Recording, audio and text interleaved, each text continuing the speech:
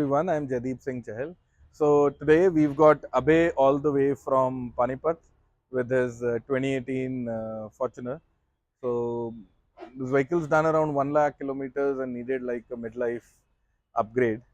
The the plan for this one was that he wants to start traveling with it. He's taken it to Leh already. He's done a couple of trips. So now the plan was to upgrade it a little. So what we're doing here is we've got a set of nitrogas uh, shockers and springs from Ironman.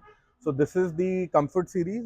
I'm not sure if the marking will be visible, but you might be able to see a 55A. So 55 is the Fortuner code and A is the spring rating. So we've got Comfort springs both front and rear. He's got no plans of installing any sort of bull bar or anything right now. Uh, but this one will still accommodate if you want a winch, it will take a bull bar, it might take, or we have the provision to level it out from here. So the spring seat you see, we can level it out to match the sag for the bull bar. So this is your current overlanding with the stock setup. Amazing on the road, very comfortable. So we did a nitrogas set. It only comes with 4 components. Fortuner is actually the cheapest and it is the quickest to install. You get 4 springs and 4 shockers and that's it. And the front has gone on. You can clearly see it's a very basic install. Takes a little while, but all you need is an alignment after it is done. And this being the 2018 Fortuner, the best part about these ones is that it's got a very good automatic gearbox, very reliable engine, and it does not have any of the AdBlue issues, So ideal vehicle to, ideal modern day new vehicle if you want to plan, a traveling or an overlanding setup. Very ideal, and even for daily use, he'll be using it daily as well.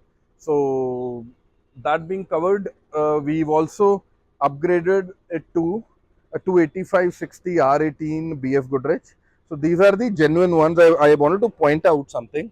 Uh, it's actually a matter of pride. So if you can see, it's a made in USA tire, and it also comes with an ISI marking. So they made it with the ISI marking in the US, and that's something very fancy, I feel.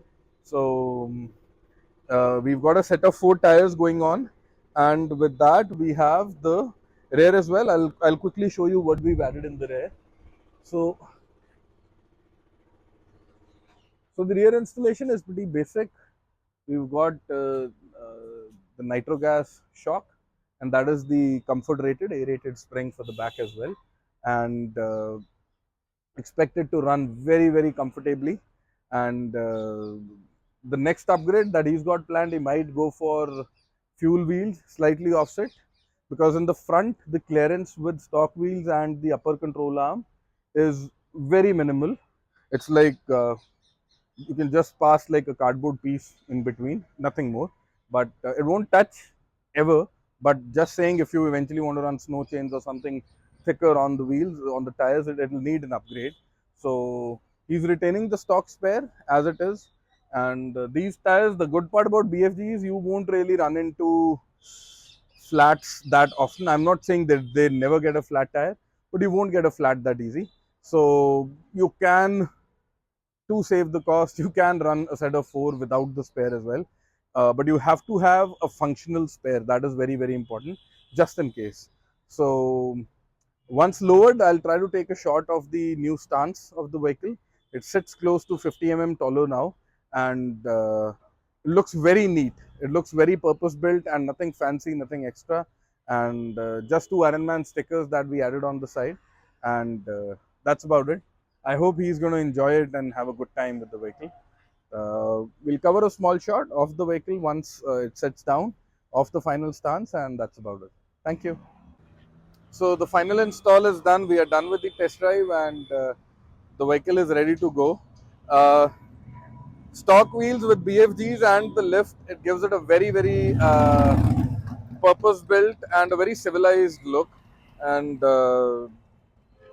I think it couldn't. It's more of a sleeper now. The kind of vehicles I like more. And oh yes, the sticker is also there. We put the sticker also. So the final lift currently after the measurement is close to 2.5 inches, 60 mm front and rear. It is going to settle by another 10 mm and the final lift we'll get will be around 50 mm. So it's all good to go. They'll be driving it for straight 400 kilometers. By the time they get home, it'll have settled down, the tire bead would have settled down, and then we will go to the correct running pressure, that is around 26-27 pounds. Right now we are running around 30, so we'll deflate it to get to the correct pressure afterwards. So if you've got any questions or queries or any suggestions, do let me know. Thank you.